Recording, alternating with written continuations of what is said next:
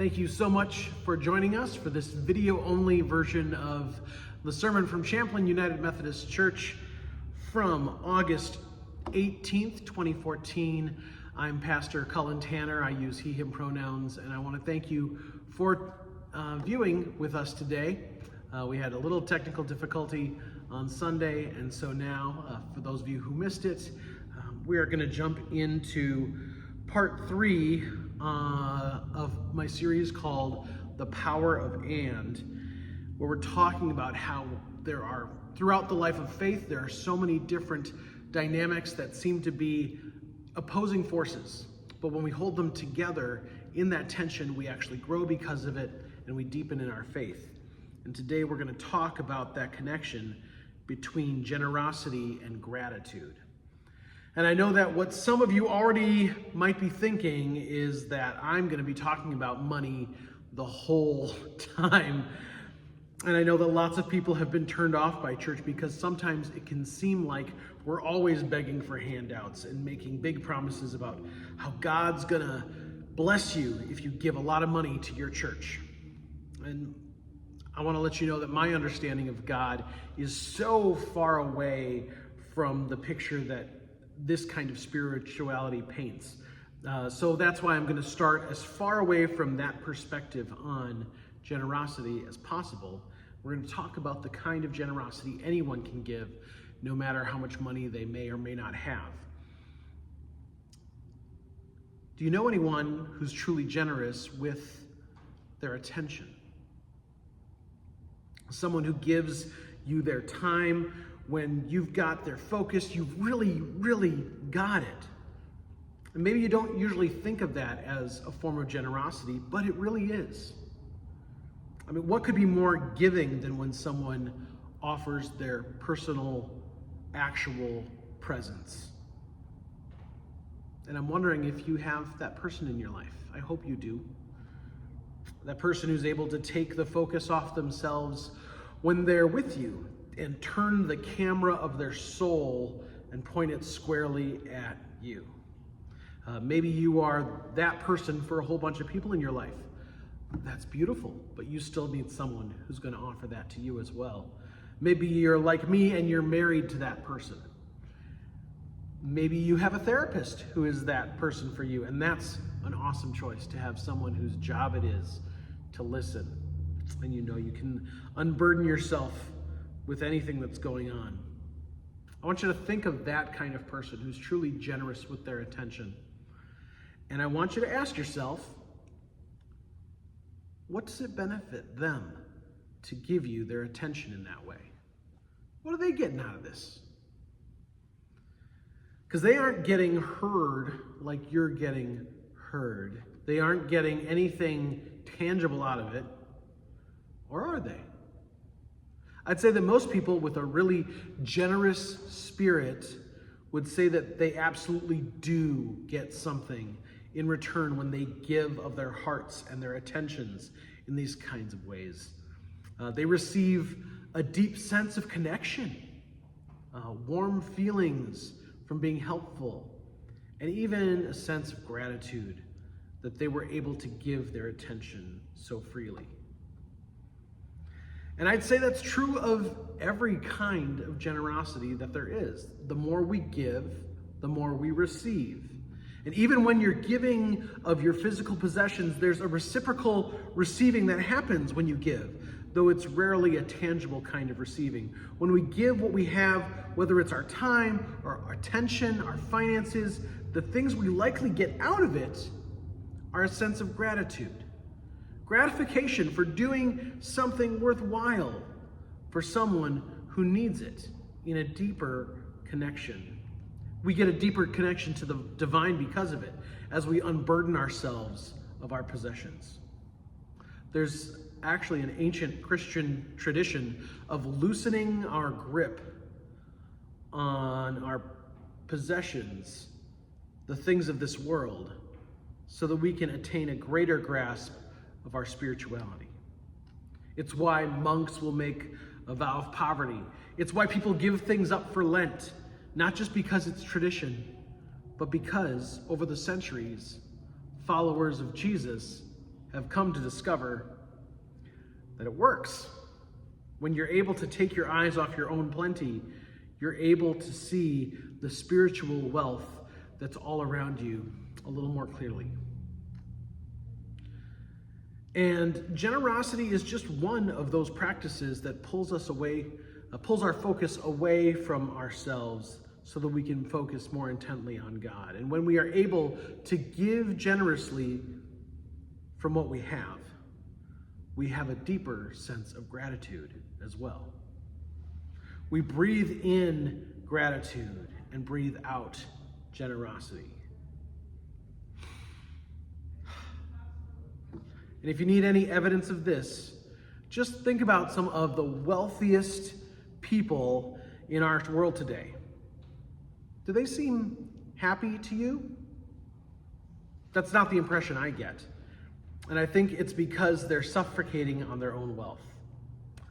They're breathing in and breathing in and breathing in and barely breathing out at all. If all you ever were to do is breathe in, you'll die. You'll suffocate. The rhythm of life is to breathe in and breathe out. It's true of our bodies, and it's true in practicing gratitude and generosity. And the Bible is full of examples of this. There's the story of Jesus healing the 10 lepers. He heals 10, but only one comes back to show gratitude to Jesus. Generosity in the form of healing, and then gratitude in the form of a heartfelt thank you. There's also the story Jesus told when he's describing the end of all things, and he says, "Come, you who receive good things from God, inherit the kingdom that was prepared for you before the world began. I was hungry and you gave me food to eat. I was thirsty, you gave me a drink. I was a stranger and you welcomed me. I was naked and you gave me clothes." And the people that Jesus welcomes into the kingdom are surprised. They say, "When did we do all these things for you?" And Jesus says, "When you have done it for one of the least of my brothers and sisters of mine, you have done it for me." And in these words, you can hear it.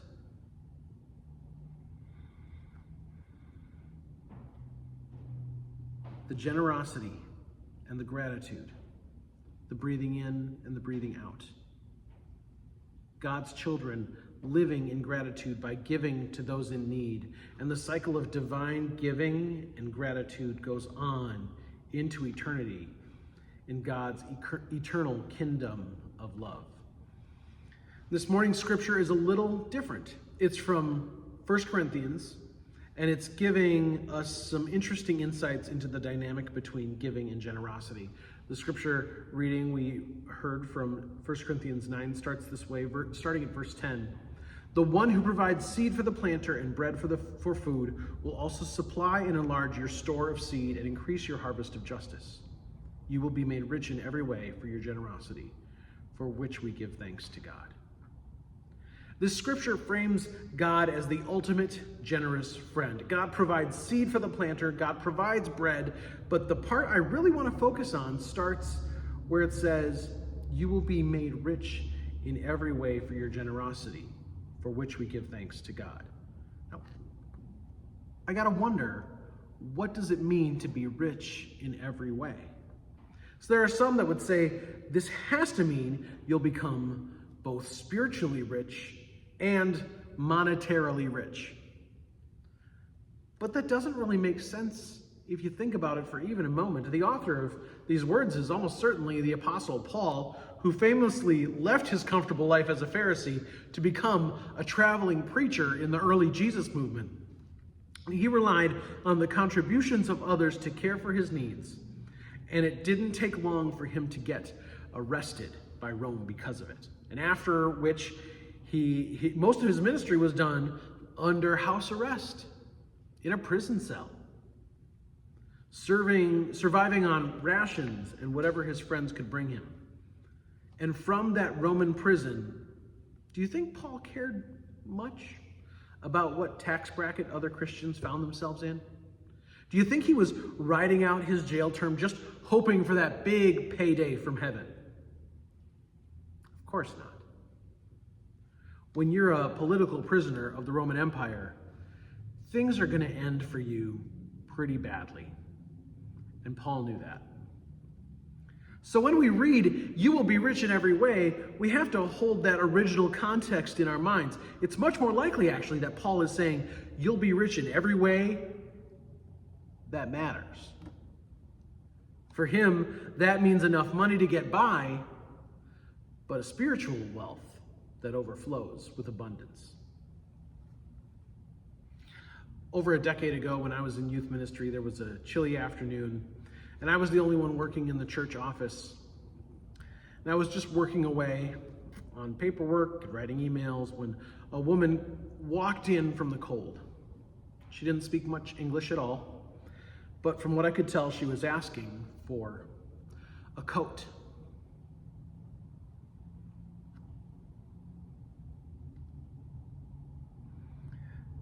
And I remember truly wishing that I had something that I could offer her.